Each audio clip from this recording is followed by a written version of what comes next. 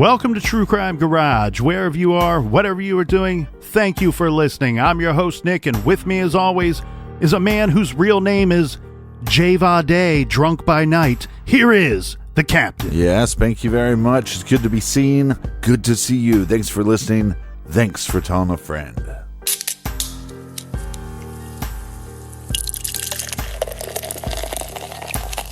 This week in the garage, we are very excited to be drinking and featuring Foam IPA by the brilliant folks over at Jackie O's. Foam is an India Pale Ale with an ABV of 7%, featuring Citra, Comet, and Simcoe hops. And if you're looking for it at your trusted beer market, you can't miss it. It's the IPA in the beautiful blue can with a seahorse on the side. Garage grade, let's go 4 out of 5 bottle caps. And this beautiful beer was brought to us by these beautiful peeps right here. First up, cheers and thank you to Amber in Port Angeles, Washington. And a big shout out to Nicole in Lafayette, Colorado. Next up, Captain, we have Jane in Springville, Utah. And a big we like your jib to Mary in Bristol, Indiana. All right, here's a double cheers and a long distance one at that to Fiona and Freya in Kilco, Kildare in Ireland. And last but certainly not least, we have Alexa in Essex, Missouri. Everyone we just mentioned went to truecrimegarage.com and contributed to this week's beer fund, and for that, we thank you. Yeah, BWRUN Beer Run. And if you need more True Crime Garage, check us out on the Stitcher app. All of the episodes are free. And check out our bonus show called Off the Record. And that is enough of the business. All right, everybody, gather around, grab a chair, grab a beer. Let's talk some true crime.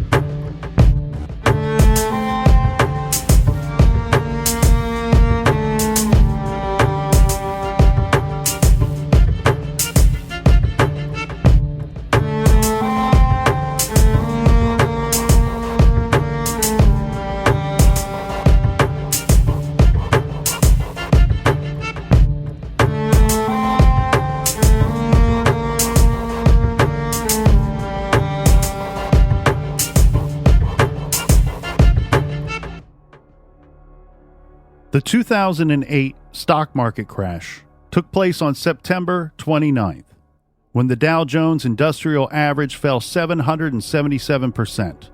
According to WealthSimple.com, this was the largest single-day loss in Dow Jones history up to this point. The stock market crashed in 2008 because too many people had taken on loans they couldn't afford. Lenders relaxed their strict lending standards to extend credit to people who were less than qualified. Frankly, people with bad credit and little to no savings were offered loans they could not afford. Meanwhile, banks were repackaging these mortgages and selling them to investors on the secondary market. This and some questionable and in some cases illegal activities by some lenders, banks, and real estate firms drove up housing prices to levels that many could not otherwise afford. This did not happen overnight. These bad practices really started in the 90s and kept building and building. A crisis was virtually inevitable. Once the housing market slowed down in 2007, the housing bubble was ready to burst, and it did. The aftermath of this catastrophic financial event led to massive job losses and mortgage defaults. As investment firms collapsed and automakers stood on the verge of bankruptcy, the federal government stepped in and bailed out company after company. The buildup of bad debt resulted in a series of government bailouts, starting with Bear Stearns, followed by Fannie Mae and Freddie Mac. Then the investment firm Lehman Brothers collapsed. It was the largest bankruptcy filing in U.S. history up to that point. Later that month, the Federal Reserve announced yet another bailout, This time it was the insurance giant American International Group, AIG, which ran out of money playing the subprime mortgage game. Each bailout announcement affected the Dow Jones, sending it tumbling as markets responded to the financial instability. Global markets were swept up in the panic, causing global instability. The Labor Department reported big job losses across the board. This was the loss of hundreds of thousands of jobs, and the unemployment rate reached an alarming 10%. The nation's biggest automakers, known as the Big Three, were in big trouble and asked the government for help. The federal government took over the General Motors Company and Chrysler in March of 2009, and Ford Motor Company received a bailout. Faced with job losses and increasing mortgage payments, many lost their homes to foreclosure. The loss of home values combined with declining stock totaled nearly $100,000 on average per U.S. household at the peak. Between late 2007 and mid-2009, the economy lost nearly 8.7 million jobs, and America stopped building homes. This created hardships across the board for American families. This is True Crime Garage.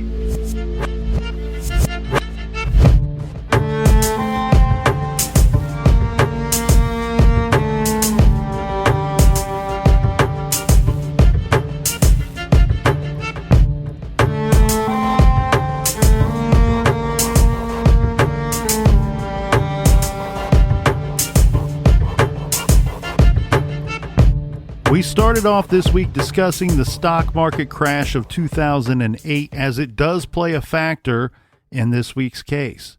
But our story starts off nearly 30 years earlier with the birth of a baby boy. Jeffrey Russell Hall was born November 21st, 1978. His mother is Joanne Patterson. I couldn't really find anything about his father, but Jeff Hall's childhood is not our main focus in the garage today.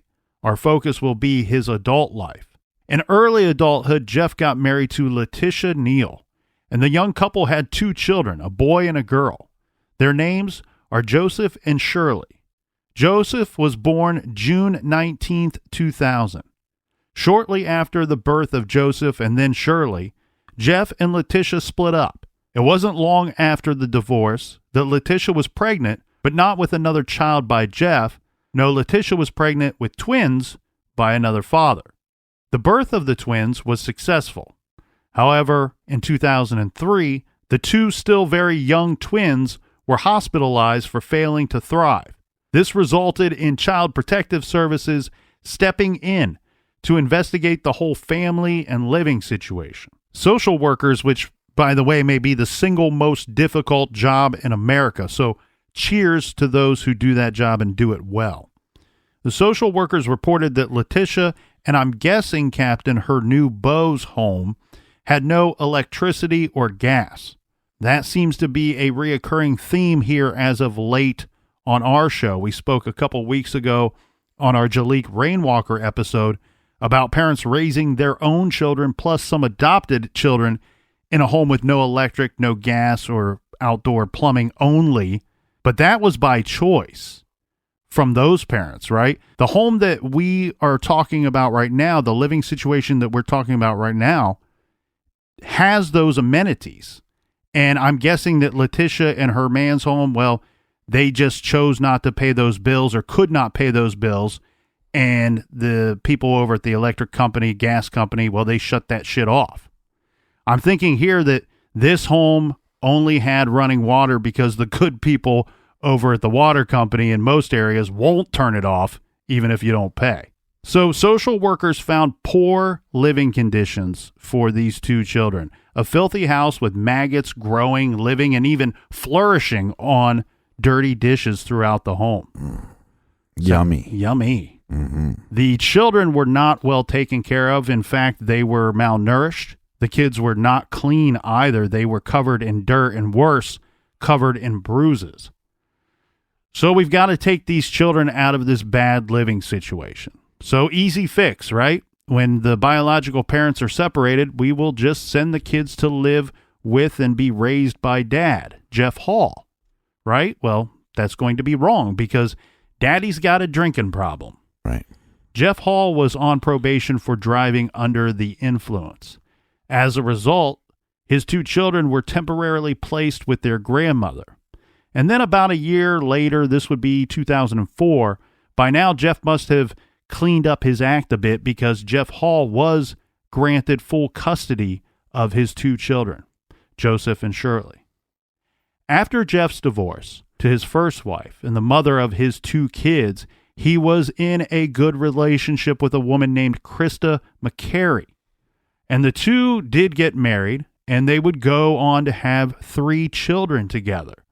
And it looks like they were all girls. So eventually, in the Hall household, we have Jeff and his second wife, Krista, his 2 children, Joseph and Shirley, from Jeff's first marriage, and then Jeff and Krista's 3 daughters. So a larger family of 7, all living under one roof. It's such a common theme in this country where parents aren't able to take care of their one kids of the first marriage, and then the second marriage they go on to have more kids.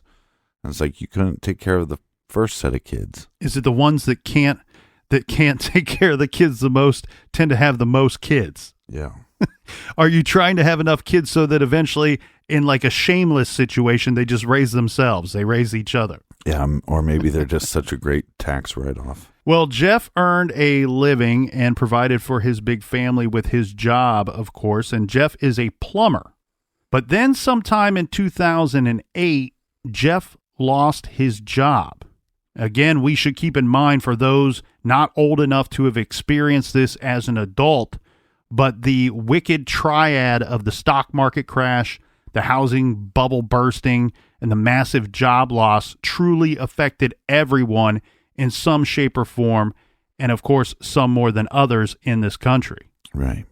As said in the trailer, America, in most areas anyway, stopped building houses, and a lot of people lost their jobs, and some companies were disappearing. Well, and he was a plumber, but I think his specialty was new builds. Right. And they really stopped building houses for years. Mm-hmm. And as said, some companies were disappearing. So even if, you're laid off from your job, but then eventually your company that you worked for goes away. So that job disappears forever, for eternity. Mm-hmm. And it would take years for a lot of these jobs to return, years for the economy to recover. Right, but a plumber with new builds, once the new builds go away, you still have the trade of being a plumber, and people always need plumbers. Right, and he lost his job, and when he did, he was not finding work, and it sounds like this continued for some time, a good deal of time. Upset by this, and in what is just a display of bizarre ignorance, Jeff decided that minorities and Jews were to blame for the thinning job market and his inability to find a job. This is going off of the words of his mother. I cannot tell you what influenced him to decide to join the local neo-Nazi movement, but he did. And her words are that it had to do with his inability to find a job. Well, here's this guy. Look, the economy sucks. Your job is gone. You can't find work, or maybe you're not really looking for work. So then you start looking for somebody to blame. And then for whatever reason, he's in a situation where there's a local neo-Nazi group. Somehow he not only becomes a part of that, he becomes a thriving member. Yeah, he becomes a bit of a leader in the local chapter. Now, we mentioned that the unemployment rate peaked at 10% nationwide, but in Jeff's area, in his local area, it at one point was as high as 15%. Those numbers are normally skewed down, so it could be as high as 25%. For those that don't know, and despite really what I think some may think, the neo-Nazism is a global phenomenon, and it's not something that just is happening or happened in this country, but its representation is in other countries as well. In fact, in many countries. And of course, neo-Nazis seek to employ their ideology to promote hatred and attack minorities, and in some cases create a fascist state. There's probably larger groups found in European countries than are found in the States. And as said, he would grow to prominence amongst these idiots, right? So he becomes a bit of a... He's the leader of idiots. Right.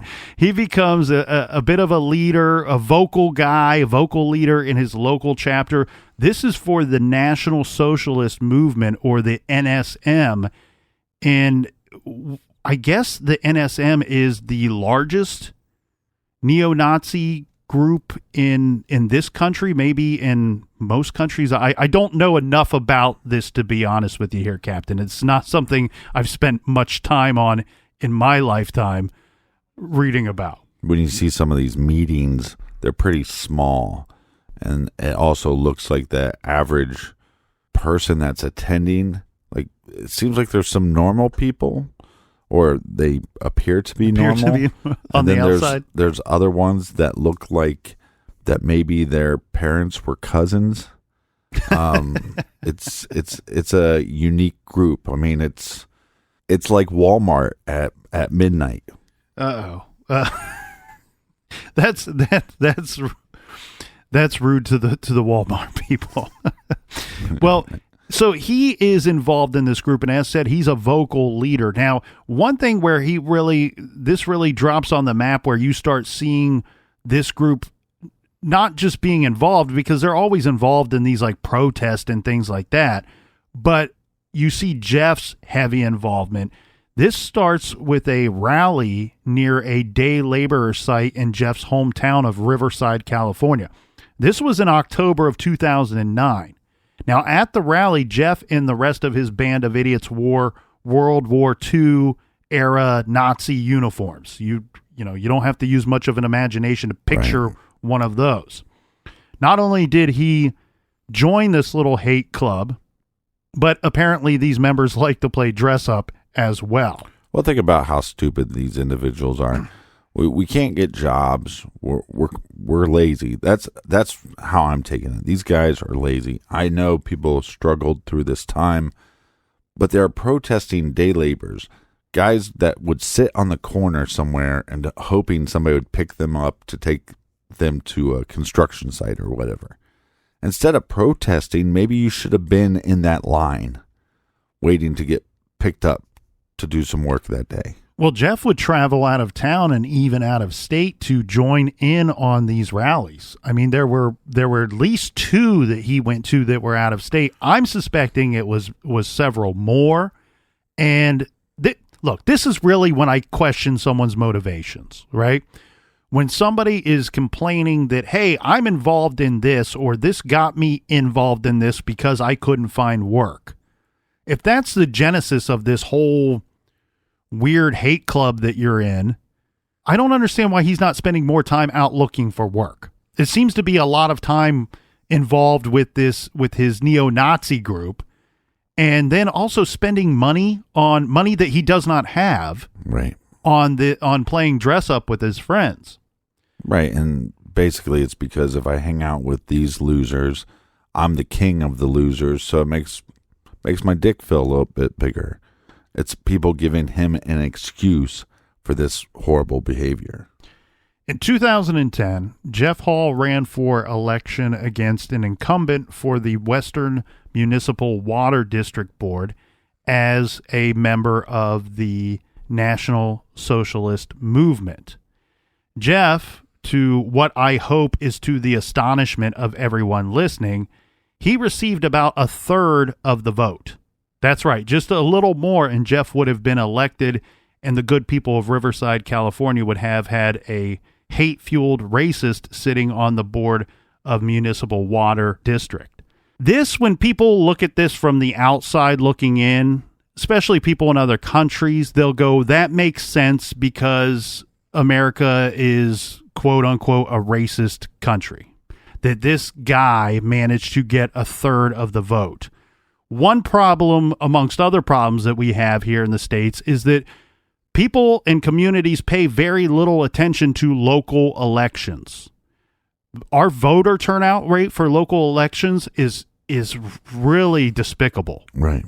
People don't pay attention. They don't know what's going on. They don't care, and therefore they don't vote. Now, when you have a guy as vocal as Jeff Hall who says, hey, I'm with this NSM, he's preaching to his NSM brothers and sisters and saying, hey, get out there and vote for me because then you're putting one of you on this board of water. And actually, the board of water, there is a decent amount of power that comes with that.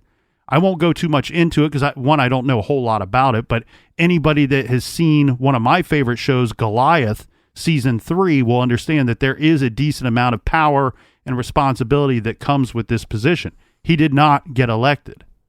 In March of 2011, Hall and his group of about 24 white supremacists took to the streets in the affluent, primarily residential Claremont, Los Angeles County, sometimes called the, quote, city of trees and PhDs.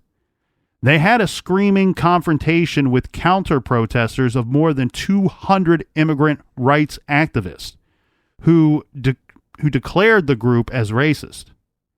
Dozens of officers from several police agencies were on hand to keep the peace. Now, during this whole 3-year time period, remember Jeff divorced his first wife, the mother of 2 of his children, Joseph and Shirley, years ago, and the kids were taken from her.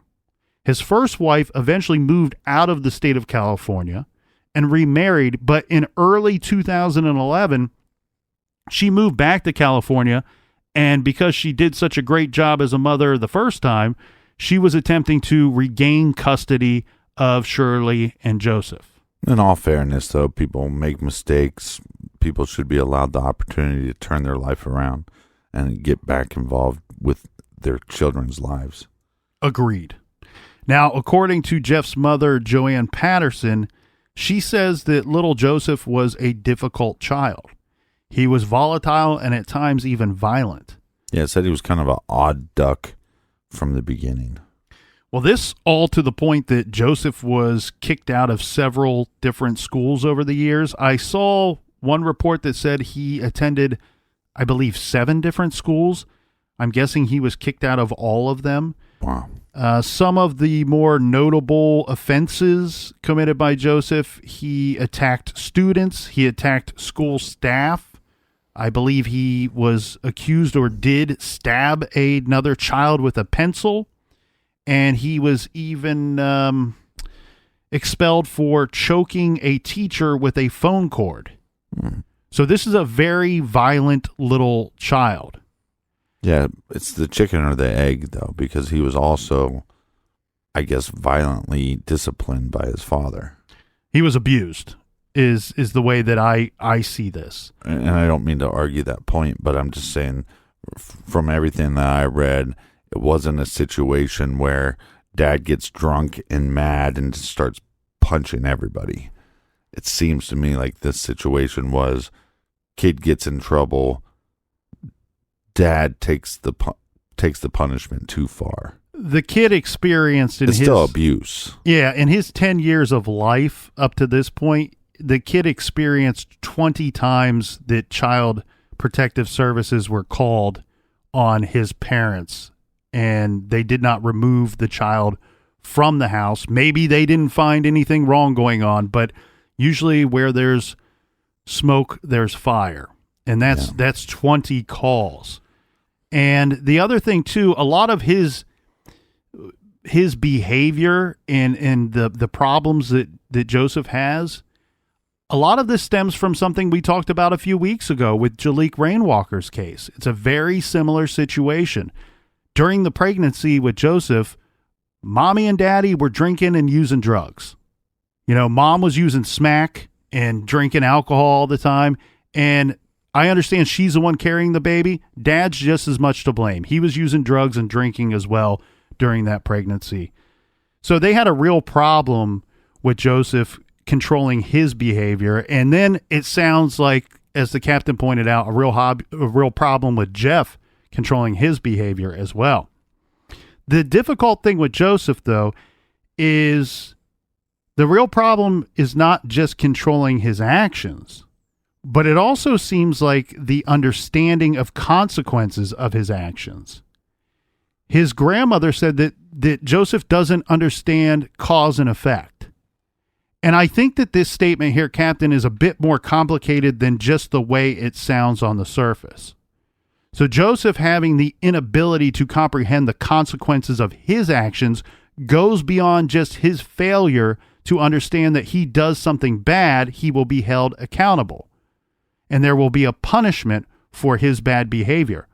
But also, it's his failure to recognize and be able to understand that his actions also have lasting effects and consequences on others as well. Meaning he doesn't understand that if he violently attacks someone, it's not just Joseph acting out. It's not just Joseph getting that anger and aggression out of his system. It is him physically hurting and causing harm to someone or something. His violence can have a real impact, can cause real trauma, and can have lasting hurt or damage, or even permanent damage or destruction.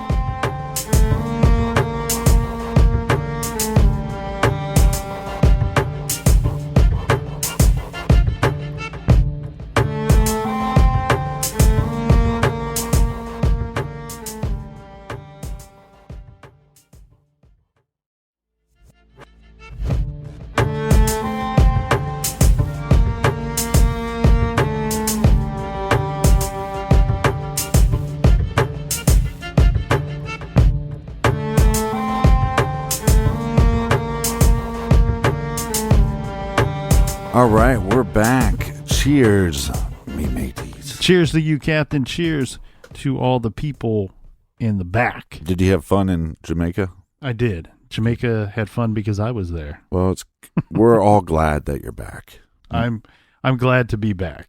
All right, Captain, let's get back at it. We are now at April of 2011, and Jeff's little dress-up hate club, well, they're getting some media attention. On Saturday, April 30th, a reporter was on location at Jeff Hall's home. This was for the purpose of witnessing one of their meetings. This was a typical Saturday meeting. I don't know if they were hosted every other Saturday. It's my understanding it wasn't every Saturday. Right. But they called this their Saturday meeting. Hosted by Jeff at his home, at his house. And at this meeting, his wife and children are present. There is some video footage of small portions of this meeting that are available. It does not appear that the children were participating in the meeting. They were simply there and can be seen running in and out of the house. It's more like a family barbecue, so they might not have been participating in the conversations being had during the meetings, but when reporters talk to his mother about how these meetings went down, she said, look, these seem like family barbecues where people are happy to see each other, having some drinks, grilling out food, and kids would be running around playing.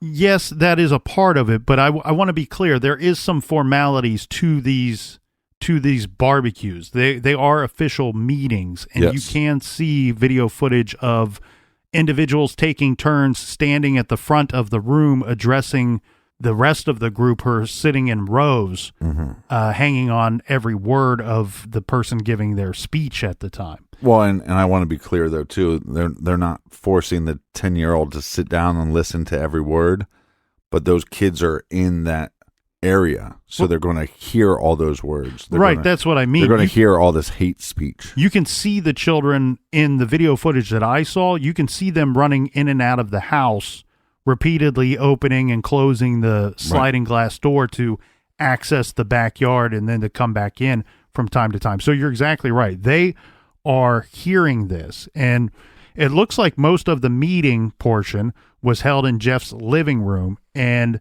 following a round of hate speech, they would finish off the get-together with a cookout and then oftentimes games as well. The reporter interviewed Jeff and other members of the group and even spoke with little 10-year-old Joseph, who showed off a leather belt bearing a silver insignia of the Nazi SS that his father gave to him. The article would run in the New York Times in May of 2011. The title was White Supremacist Immigrant Rights Activists Face Off in Claremont. This would be Jeff Hall's last NSM meeting. You say it's called a NSM? National Socialist Movement. Not smart men. Right. Or this is my favorite, no stiff members. Well, in all fairness, there were females members as well. That's why the members couldn't have stiff members. At 4:02 a.m., May 1st, 2011, 26-year-old Krista McCary calls 911. Yelling into the phone, she explains that her husband has been shot. She's reporting her husband, 32-year-old Jeff Hall, has been shot in the head. There is some audio available online. I've only managed to hear a clip of it, so not the full audio file. But you can hear Krista yelling, and you can also hear what sounds like children crying in the background. She says that her husband has been shot, and the shooter was her son, Joseph. When asked by the operator, how old is your son? Krista says 10. And the operator, clearly surprised by the answer, or maybe even to the point of believing they did not hear the woman correctly, says, again, what age is your son? And Krista says 10. Now, if I could, Captain, I'd like to read for you and everyone else a police report filed with the County of Riverside, Supreme Court of California. This was filed May 17th, 2011, and I think this best describes what the police findings were regarding this homicide. All right. Now, mind you, this is an official document filed with the court, so it does get a little repetitive, as you must use names as much as possible to make it super clear who is doing or saying what. Well, I think me and the listeners are all used to you being repetitive. On May 1st, 2011, Riverside PD was dispatched to, and the address is redacted, in the city of Riverside, California.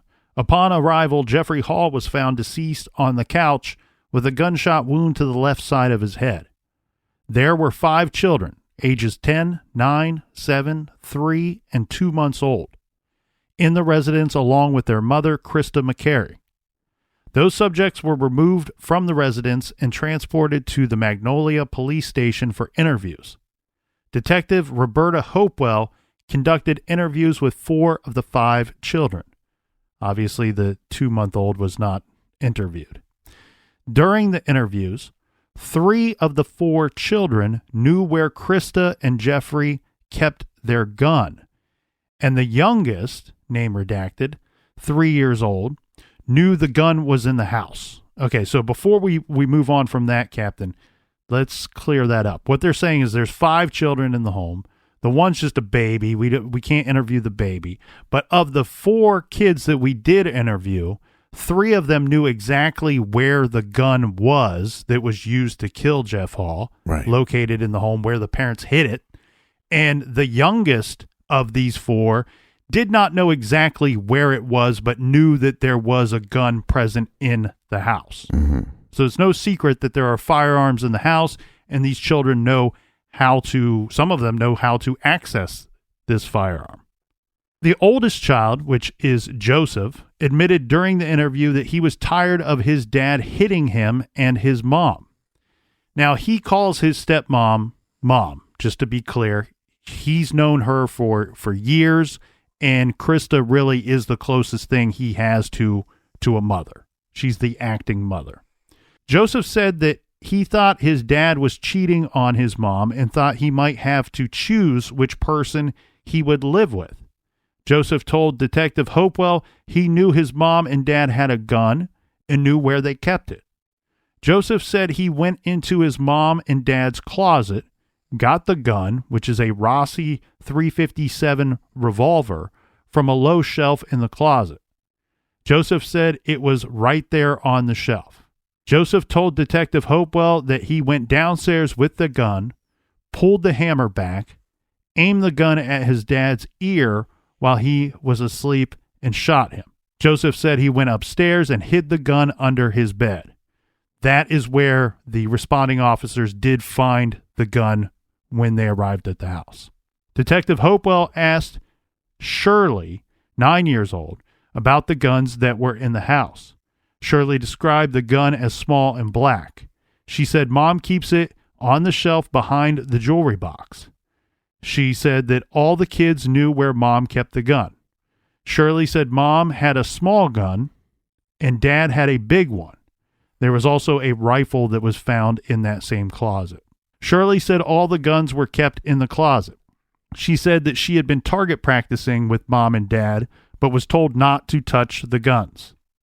Detective Hopewell talked to, now the name is redacted, I don't know the name of this child, but it's the 7-year-old daughter, who said she knew Mom had a gun in the house and Dad had a gun. She said Mom kept the gun in her closet where the clothes, jewelry, and other important stuff are. She described the gun as black and silver. She described the gun sitting on a low shelf. And this little girl put her hand up during the interview to about the level of her forehead and said that that is how high the shelf was. So this is a low shelf in the closet. The girl said that Dad had a big gun, obviously describing the rifle, that she saw him shoot at target practice and that he keeps it in the closet. Continuing on, page 2, the residence at, again, address redacted, was filthy.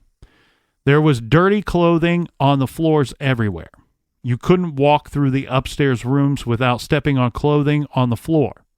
The bedrooms smelled like urine. The bedroom mattresses, pillows, and blankets were stained and soiled. The floors were dirty and didn't appear to have been vacuumed in a long time. The bathrooms upstairs were also filthy. Officers located the .357 Magnum revolver under the bed in Joseph's room. Officers also located an empty holster on the described lower shelf in the closet of the master bedroom. A bolt-action rifle was also found in a locked case on a higher shelf in the closet. There were several edged weapons in the closet of the master bedroom that were also accessible to the children. Knives, bladed weapons, that sort of thing. The downstairs was very dirty. Empty beer bottles were in the area, and National Socialist Movement flag and California Republic flag were hanging in the living room. A .22 caliber rifle was located in the garage, leaning against a wall, accessible to the children. The rifle was unloaded. There was an unlocked cabinet in the garage with ammunition approximately 10 feet from the rifle. The cabinet contained .22 caliber long rifle ammunition, as well as several edged weapons that were accessible to the children. This detective goes on to state, I interviewed Krista about any abuse in the house against the children. Krista said Jeffrey has been violent with Joseph and herself. Krista said Jeffrey kicks, hits, and yells at Joseph more than the other children. Krista said that Jeffrey did these things to punish Joseph. Krista said Joseph would get punished for being too loud or getting in Jeffrey's way. The kid's getting punished for pretty small infractions. Right. Krista said Jeffrey would get out of control when he punished Joseph, including punching and kicking him several times in the back. Krista said Joseph would get punished on a daily basis, but not always to the extreme punching and kicking. Krista said Jeffrey would also punish the girls, but not like he would punish Joseph. Krista said the girls would get yelled at, pushed, and spanked by Jeffrey for their punishment. The detective says, I interviewed Krista about the weapons that were in the house. Krista said there were 2 guns, and she knew that they were registered to Jeffrey. The officer says they were not registered to, there was no registration located. So they weren't registered to anybody?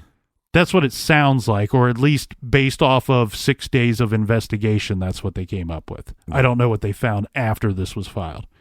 Krista said there was a rifle that was kept somewhere in the closet, and they also had a black revolver in a holster. The black revolver is the one found under Joseph's bed, used to kill his father.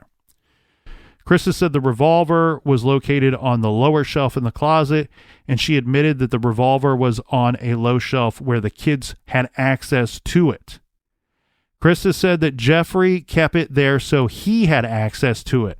Krista said that she did not think the children knew where the gun was kept. Obviously, we've interviewed 4 of the 5 children.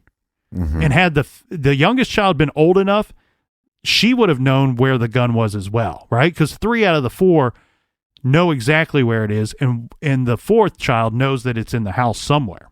Well, this is laziness upon your responsibilities. And I want to go back to one of the things that you said is when you see the reports, there's cameras inside their home. It doesn't seem a mess to me or I agree. Dirty at all. I mean, what you described, that's abuse to have your kids sleeping on piss-filled beds, for your house to be that dirty. That's abuse. That is laziness of your responsibilities.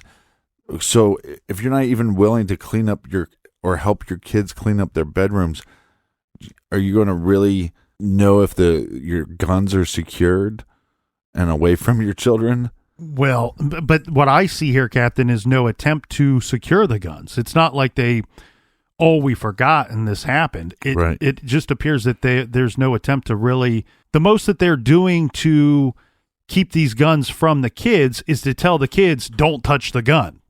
Yeah, but it's just so weird to me because, and again, I'm not the reporter, but the house doesn't look dirty. So the fact that the upstairs is just a disaster area, right? But you have to believe it. I mean, it's a official report, but it's very possible they go, oh well, we have some news reporters coming over. We got to clean the downstairs real quick, and that's what I think happened. And I agree with you. That was what jumped off the page to me immediately. I'm like, wait a second, I just watched video footage. Now, mind you, they're not going around and looking in every crack and crevice of the house. It's like 2 rooms. Yeah. It's 2 rooms that you see, and you're getting really a, eye level view of the living room and maybe portions of the kitchen at times. But that's what I thought too. I'm like, wait a second, this report, what they're reporting here in this court report is from roughly about 12 or less than 12 hours later from what was videotaped right on the day before. And I'm like, that house didn't look dirty to me. And to be honest with you, it looked fairly clean, the small portions I could see. But you're right. The report as it reads is clearly specifically talking about the upstairs of the house, which is not visible in any part of the video footage that I saw. Yeah.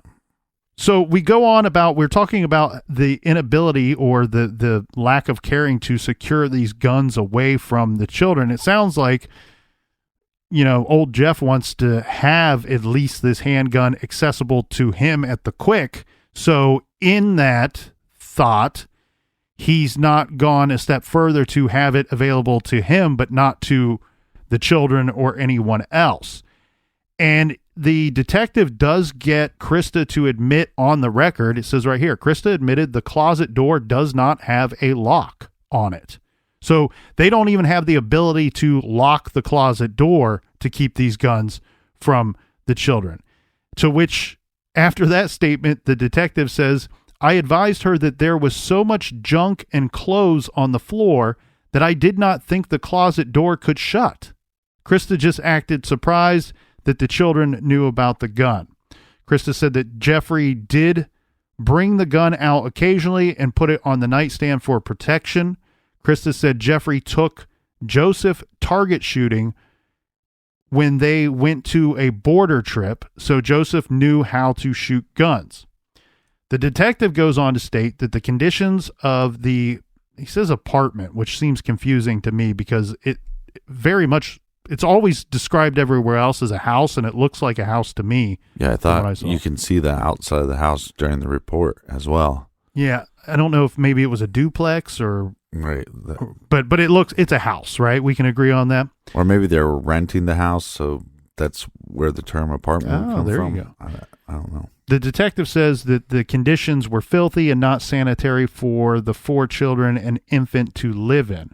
The residence was also unsafe with loaded weapons as well as edged weapons readily accessible to all of the children. There appeared to be some abuse of the children by Jeffrey, according to Krista, although there were no bruises found at the time of these interviews. There have been numerous contacts to this family by Child Protective Services, but most of the allegations were unfounded due to a bitter child custody dispute over Joseph and Shirley by Jeffrey's ex-wife. That is the official report that was filed for the court system. Right, so we have this 10-year-old that doesn't seem to understand a great deal about cause and effect. It seems also like he's been abused by both sets of parents, and he's been in situations where the situation becomes abusive, being dirty or pee-filled beds. And then his dad becomes the leader of losers, and he's constantly probably speaking hate speak plus speaking about violence towards other people. Yeah. And we talked about the stock market crash and all of the bad practices and misdealings that were going on behind the scenes that really led to that, where you see something that, hey, this is inevitable. There is going to be something bad that will come of this. That's the same thing with Joseph. He's born with behavior issues and disabilities because mom was using and drinking during the pregnancy. He's a victim day one on this planet, on the big blue marble. And then he's raised by a guy that can't control his actions, right? You're trying to teach this kid to learn about consequences, learn cause and effect, learn to behave, learn to control your actions.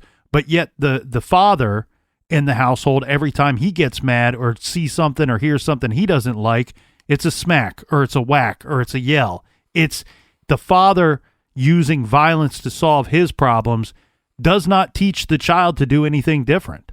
Right. It's a very lazy way of trying to discipline a child. And on top of that, you have, again, these children are born with these lazy parents, and then the parents continue to have more children. And it's like you're too lazy to, one, take care of yourself, let alone take care of a child that you brought into this earth, and now you're going to have 5 of them to take care of. It's ridiculous. And you also have a man who is preaching that there are masses of people out in this world that are lesser than you, that are not equal to you. To a 10-year-old, does he even identify what that means?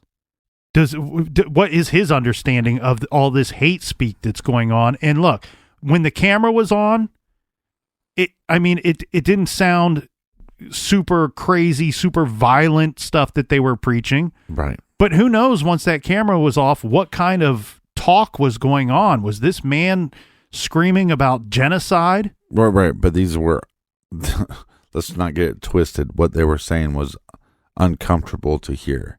If I heard that in public, I'd be the first one to say, you need to shut your mouth. You don't know what you're talking about. You know what I mean? Like, uncomfortable to hear. I'm sorry, go ahead. What I'm saying is, in their meetings, what they're talking about is it's still hate speak. They might not be saying we're going to go around killing everybody. Agreed. Yeah, 100. Yeah, I'm not confused about that. Right. What I'm saying is it's speak that I wouldn't stand for, whether it's in somebody else's house or in public. But yeah, I'm wondering how far does it go when the cameras aren't there? I mean, we have a lot of things going on, and again, we're getting the perspective of a 10-year-old, but he's saying some pretty scary things to the detectives when he's being interviewed. Look, this statement by Joseph is terrifying. He's told police that a few days before the shooting, his father, Jeff, threatened to remove all of the smoke detectors in the home and set the house on fire while the family is sleeping. Right. That's horrifying. If that really happened, that is a horrifying thing for a child to hear. And then let's times that by 10 because it's your own father saying that to you or to your family. This child is telling police and detectives that he is being hit and kicked by this man. And he's also witnessing his mother, who technically is his stepmother, but to him, it's his mother being abused by this man as well. Hit, and he even describes that a few days before he shoots his father, that Jeff threw a glass or a beer bottle or something of that nature at Krista, cutting her on her face. And I find it interesting that in that report, he says he kind of feels like there is a divorce there's going to be a split up that's going to happen between mom and dad. He's going to have to go choose who he lives with. You almost wonder, he's old enough to know and understand that Krista is not his biological mother. That maybe he won't get a choice. He'll be stuck with this piece of shit loser. The guy that he's scared of. He's afraid of his father. His father was dealt a good hand, and his father pissed it all away and was lazy and didn't work hard, and then wants to point the finger at everybody and wants to blame everybody in other cultures and other religion, and people of other colors are all to blame but himself. He's not. He's blaming everybody but himself. And this weak-minded piece of shit then takes it out on children and his wife. That shows you how big of a loser this guy was. Of course. If he's blaming masses of people for his failures, of course he's blaming his own family behind closed doors for those failures as well, or for his own unhappiness. Yeah. And he strikes out and lashes out at them like a child would, like a infant or a toddler throwing a temper tantrum. That just shows that all their hate speech and all their rhetoric is nonsense. I mean, these people that go, well, we just want to protect the white race. You don't want to protect the white race. You don't even want to protect your own children. They're sleeping in pee-filled beds. You're protecting your children, you massive pile of shit. Of course, Joseph was arrested. He was taken to juvenile hall. The other 4 children were taken into protective custody. This is because Krista was later arrested and charged with criminal storage of firearms and child neglect. Look, I'm for people owning guns, but the most important part of owning firearms is being a responsible owner of firearms and understanding that you are responsible for that gun at all times. Right. No matter where it is, no matter where you are. You are the one that needs to conceal that and keep it locked away from a child. This boy, regardless of his problems, even regardless of the abuse that's going on, let's set that all aside. But this kid knew where this gun was.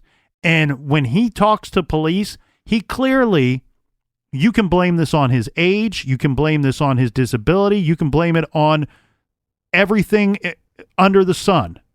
But when he's talking to detectives, he's saying things that are clear that he does not understand the consequences of putting that gun and shooting his father behind the left ear at zero range. At near zero range, he shot this man. Right. He says to detectives, I just thought I would teach him a lesson. I just thought that I would teach my father how it feels to be hurt, and maybe he would learn something from this and we could be friends again.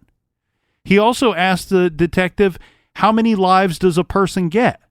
In some other questioning, he says about his father, I hope we can be friends again if he's not dead. He doesn't understand what he did or what's going on. And guns and ammunition readily available to a child of that age, very, very dangerous. Yeah, partly that's disability, but also that's partly his age. 10. Yeah, but also the lack of responsibility that his parents took upon themselves. It's just like if you saw a 10-year-old that didn't know how to ride a bike, you don't blame the 10-year-old for not knowing how to ride a bike. The parents never took the time to try to teach the child.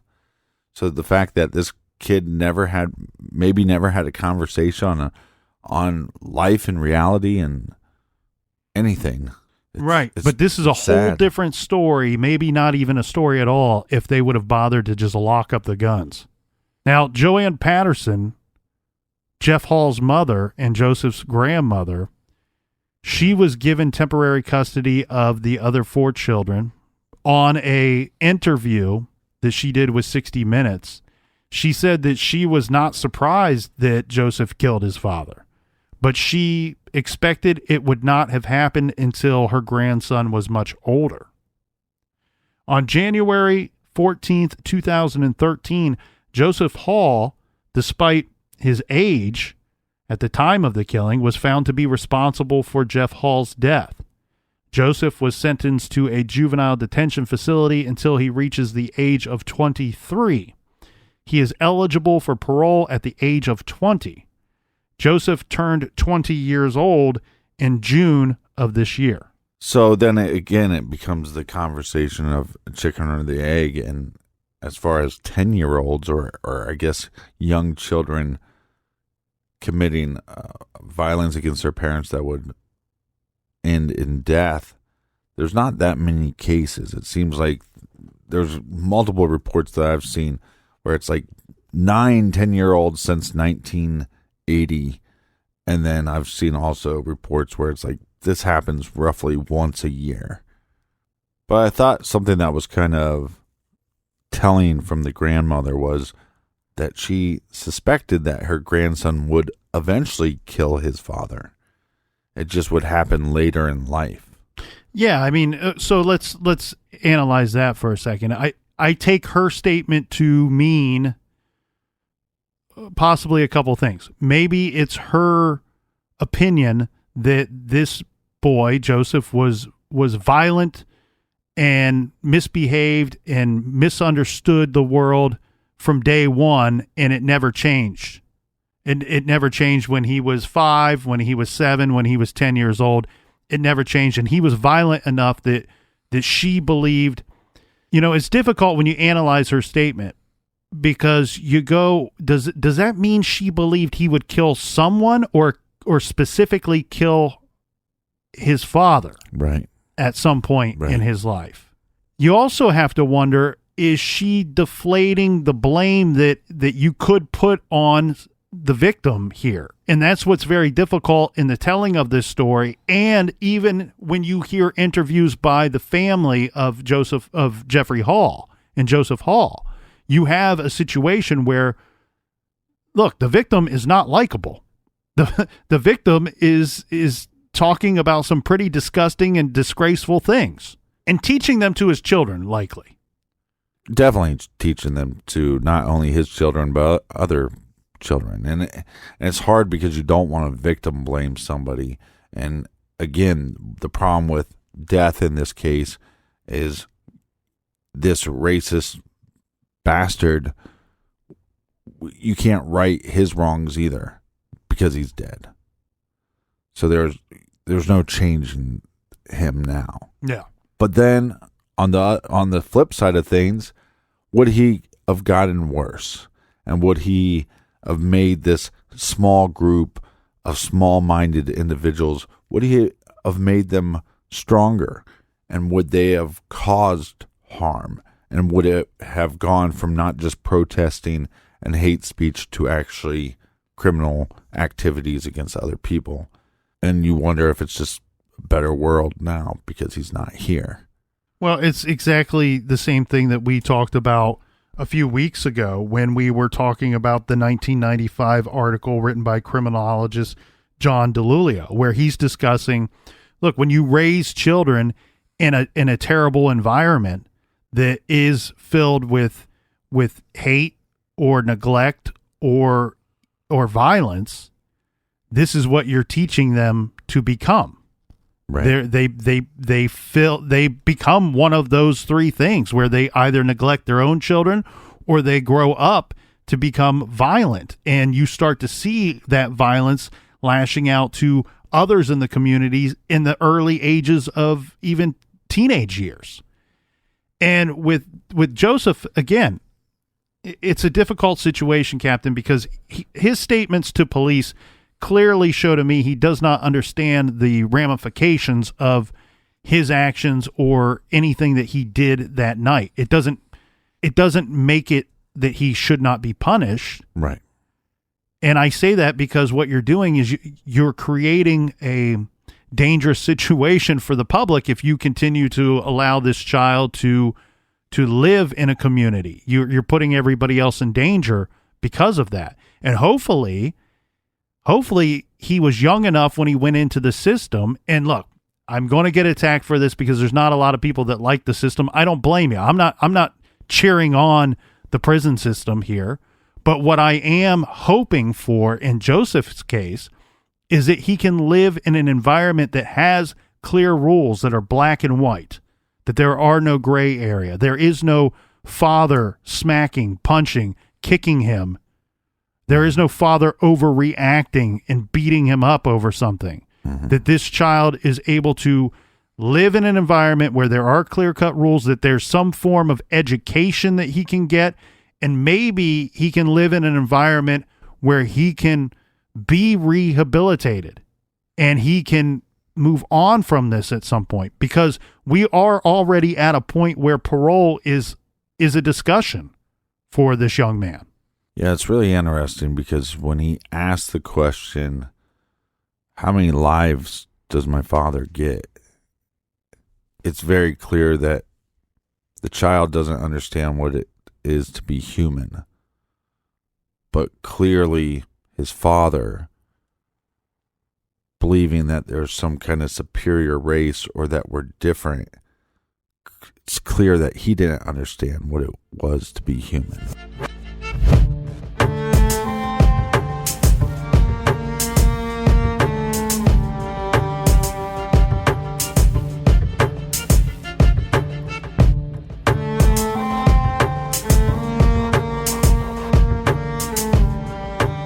For everything True Crime Garage, check us out at truecrimegarage.com. Check out the store page. We have some new shirts. We have hats. We have beer koozies. Get all the good swag at truecrimegarage.com. All right, Captain, thank you to you. Really good stuff this week. We will be back next week with another Off the Record on Monday and another case for you on Tuesday. Join us back here in the garage. Until then, be good, be kind, and don't litter.